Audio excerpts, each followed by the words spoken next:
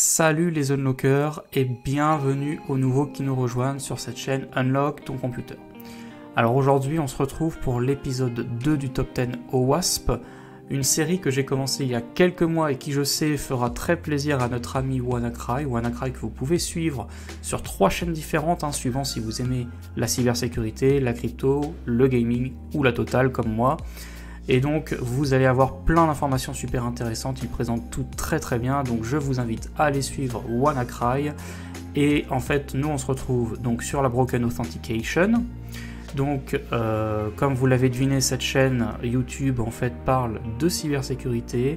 Et aujourd'hui j'ai fait une petite application que je vais vous présenter avec un formulaire de connexion. Ça se passe sous Angular, Express.js et MongoDB. Et on a un petit script Python aussi pour une attaque dictionnaire très classique. Je vais vous montrer tout ça et ça va nous permettre de voir en fait tout simplement ce qu'il faut mettre en place pour se défendre, pour se protéger un minimum en fait contre cette attaque, contre cette vulnérabilité de la Broken Authentication. On se retrouve sur la présentation du flow de mon application.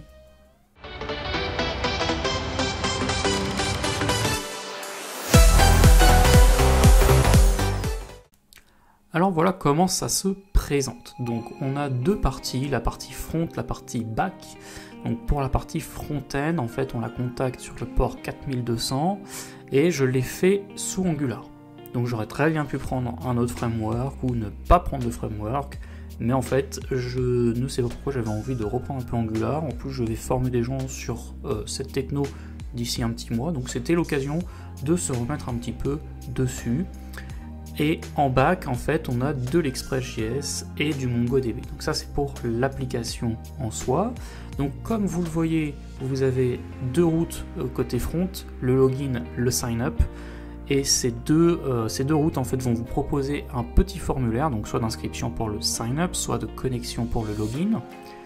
Et ça aura pour effet, en fait, de créer une requête HTTP avec les informations que vous pouvez voir à l'écran. Donc on aura le verbe post évidemment pour transférer de la donnée au back-end, et cette donnée c'est l'email et le mot de passe de l'utilisateur, ce qu'il aura choisi de rentrer.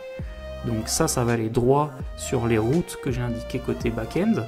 Donc on a la première route API Auth Login, donc ça c'est pour se connecter, donc le login du front est connecté au login du back. Et ça va permettre ensuite, avec une petite communication MongoDB, de connecter un utilisateur sur la plateforme. Alors vous allez voir, c'est très simple dans le code, j'ai pas fait une application monstrueuse, et vous pourrez la reprendre bien sûr avec le lien en description. Vous avez le Git, le code, vous pouvez reprendre, manipuler un petit peu tout ça avec grand plaisir. Vous avez ensuite la phase d'inscription, donc en fait je dirais même que c'est la première phase a priori quand on arrive sur un site web. Donc pareil, cette phase d'inscription, en fait on va envoyer l'email, le password, donc le mot de passe, au back-end.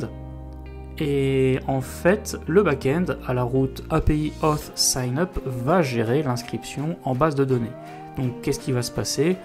Grosso modo, on va avoir la possibilité de hasher le mot de passe par exemple, d'y ajouter du sel aussi, et de faire tout un tas de traitements sur ces informations-là avant de les stocker en base de données.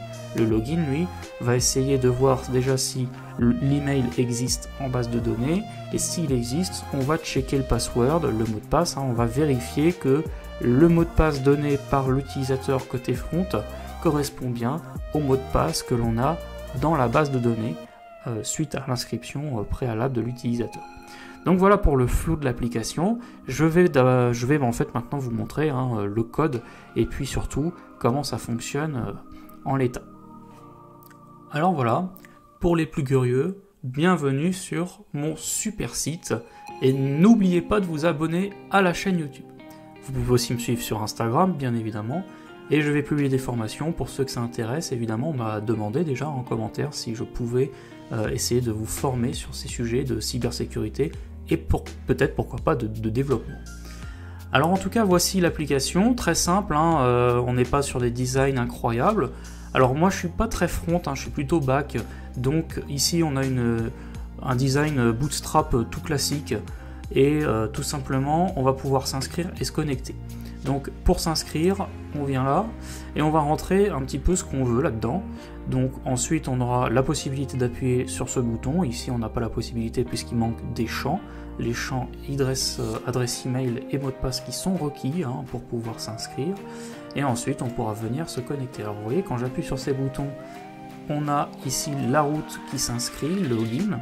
Mais je peux revenir bien sûr aussi à la page principale. Donc tout ça, vous l'avez sur le guide, vous pouvez regarder un petit peu à quoi ça ressemble. Et côté back, eh bien, alors, on a sur le port 3000 ici le back-end, donc le serveur qui tourne.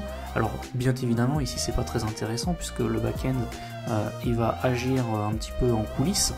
Ce qui nous intéresse un peu plus, c'est là ici la base de données. Donc j'ai bien évidemment créé une petite collection.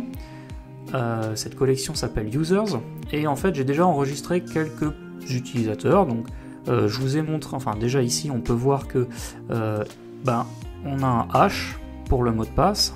Donc mon utilisateur Toto, eh bien il a un hash dans la base de données. Donc on ne peut pas récupérer son mot de passe directement, même si on a un accès à la base de données. Donc ça c'est une bonne chose.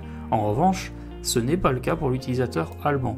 Donc là j'avais coupé le hachage, donc on a le mot de passe en clair et ça ce n'est pas une bonne pratique. Ici on a évidemment une vulnérabilité Broken Authentication puisqu'on peut récupérer l'information du mot de passe directement en se connectant à la base de données.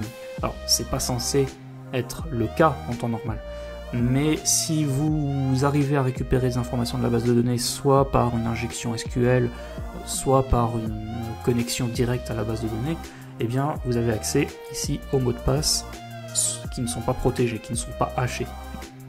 Donc ce n'est pas une bonne chose. Et on va donc garder un hash autant que possible en base de données.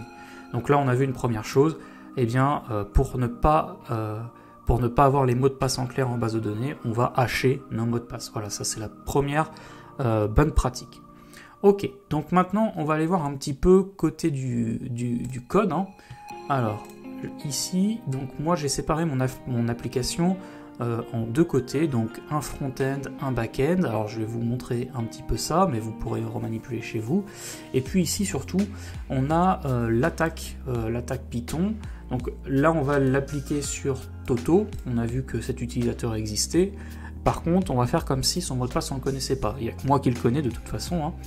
Donc ce mot de passe, comment on va faire pour le récupérer?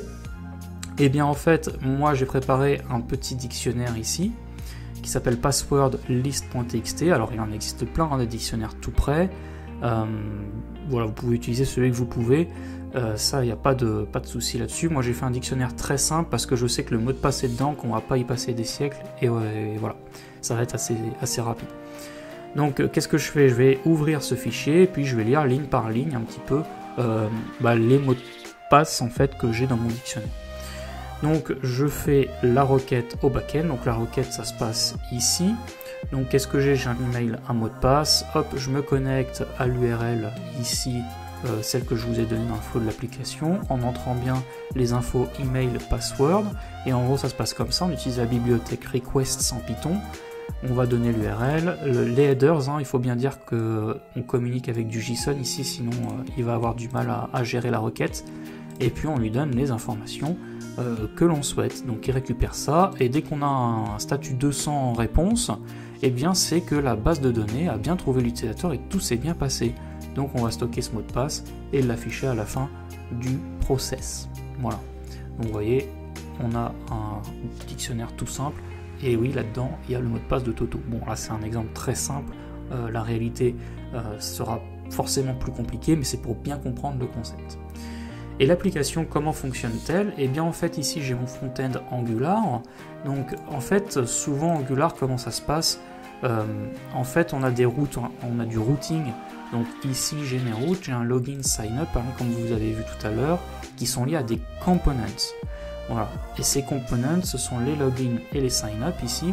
Donc j'ai toujours un modèle où je mets mon code HTML et la logique de mon application en TypeScript connectée, donc rangée par component. Donc j'ai un component login, un component sign-up, J'aurais pu mettre du style aussi pour chaque component, mais globalement mon application en fait, le style est géré avec Bootstrap.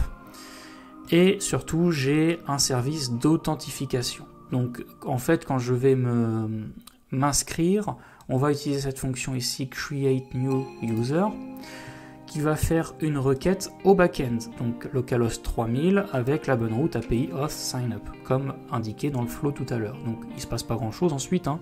Si tout est bon, eh bien on tombe dans cette partie là qui va nous dire bon du coup ma promesse je dis qu'elle est bonne et voilà, tout se passe bien. Sinon on a un rejet avec une erreur.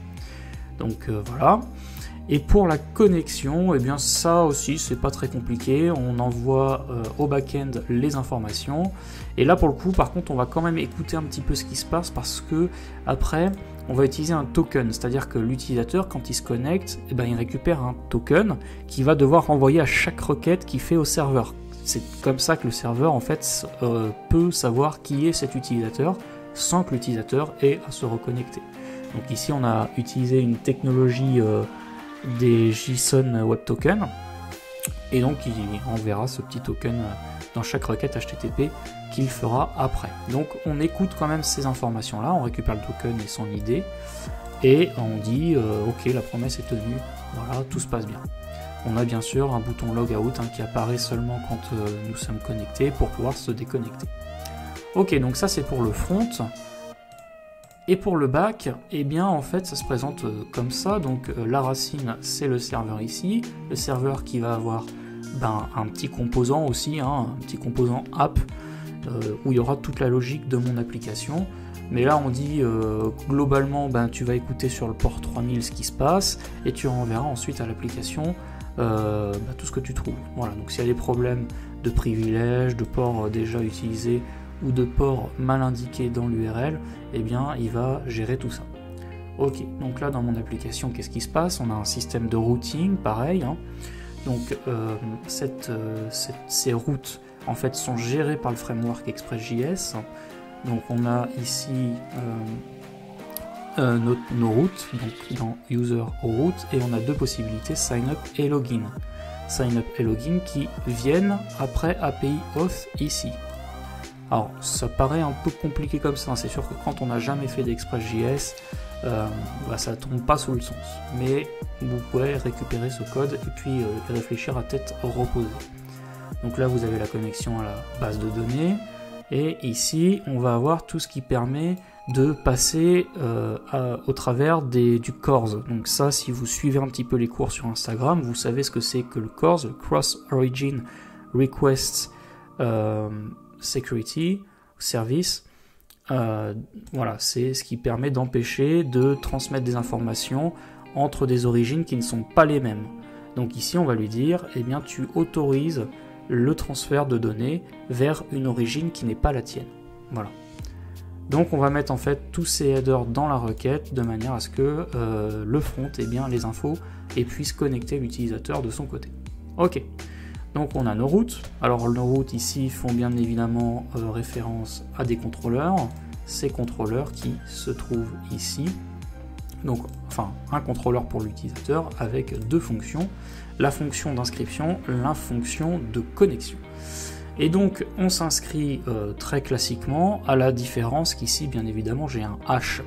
Et donc en fait ce hash là permet la bonne pratique qu'on a vue, c'est-à-dire d'avoir des hashes en base de données, mais j'aurais très bien pu ne pas avoir de hash et de juste indiquer la request body password. Donc en gros, ce que l'utilisateur donne côté front. Et là, je le mets en clair en écrivant ça. Donc là, ici, on écrit vraiment hash pour récupérer le hash ici qui est créé par la bibliothèque bcrypt. Voilà, donc ça, ensuite, c'est sauvegardé. En base de données, on récupère une réponse en 201 pour la création d'une ressource et tout se passe bien a priori. Pour la connexion, eh bien en fait on va d'abord checker si l'utilisateur existe en base de données. Si c'est pas le cas, on renvoie un 401 avec utilisateur non trouvé. Sinon, on va aller comparer ensuite les mots de passe, donc celui indiqué côté front et celui qu'on récupère dans la base de données. Donc si les deux sont bons, on renvoie une réponse de 100. Sinon, eh bien, on récupère un mot de passe incorrect. Et si tout se passe bien, bien sûr, on crée le petit token ici et on le renvoie côté front pour qu'il puisse le stocker. Et le renvoyer, bien sûr, hein, sur toutes les prochaines requêtes. Ok, donc là c'est un peu complexe, j'en ai peut-être perdu la moitié. Je pense que d'ailleurs les gens qui sont perdus ne sont plus sur cette vidéo. Donc on a déjà fait un petit peu le ménage. Donc on a vu les conséquences du hachage, on va faire tourner le dictionnaire maintenant. Alors je vais sortir, hop, un bash ici et je vais faire tourner mon Python. Alors, dico attaque, paf. Et donc il prend tous les mots de passe un par un, il les écrit. Alors moi j'ai mis un petit slip d'une seconde hein, pour, alors plutôt pour éviter de saturer le serveur. Alors a priori une seconde c'est énorme, hein, on n'est pas obligé d'en prendre autant, mais voilà. Donc là on voit qu'on a une réponse de 100 sur Toto. Et on récupère bien le mot de passe Toto ici. Donc là, moi, si je retourne voilà, sur mon application, que je fais me connecter, donc je rentre l'adresse mail de Toto, hop, et ici, je tape Toto. Et là, si je peux me connecter, et bah oui, c'est gagné. Donc là, je me suis connecté, on voit, alors, il n'y a pas grand-chose de différent, si ce n'est que le bouton se déconnecter apparaît. C'est une application très simple qui permet de prendre déjà en main tout ça. Alors vous voyez déjà le code est assez complexe, donc j'ai préféré garder ça sous cette forme-là pour que tout le monde puisse bien suivre. Donc voilà, c'est la fin de cette vidéo. Si vous avez envie bien évidemment de tester chez vous, de pratiquer un petit peu tout ça, eh bien je vous y encourage très vivement. C'est une très bonne décision que vous prenez de voir un petit peu comment ça se passe. Ne restez pas passif à utiliser des outils que vous ne comprenez même pas. La cybersécurité, c'est avant tout de la curiosité, de la compréhension. Il faut toujours aller plus loin et repousser un petit peu ses limites. Donc, vous n'êtes pas au point en développement, vous ne comprenez pas l'application, bah c'est pas grave. Apprenez à utiliser ces technos, apprenez à faire vos petits scripts, vos petits programmes de votre côté et illustrez, mettez en application les concepts que vous apprenez en cybersécurité. D'une part, vous allez développer votre portfolio et d'autre part, vous gagnerez en confiance, en compréhension sur tous les sujets, sur tous les outils que vous utilisez au quotidien pour la cybersécurité. Voilà, donc c'est tout pour cette vidéo. Merci de l'avoir suivi. On se retrouve sur une prochaine vidéo, je l'espère, du top 10 au WASP. Mais vous avez aussi la série des honeypots qui va bientôt arriver. Donc plein de belles choses pour la suite. On se retrouve dans une prochaine vidéo. Portez-vous bien et à la prochaine.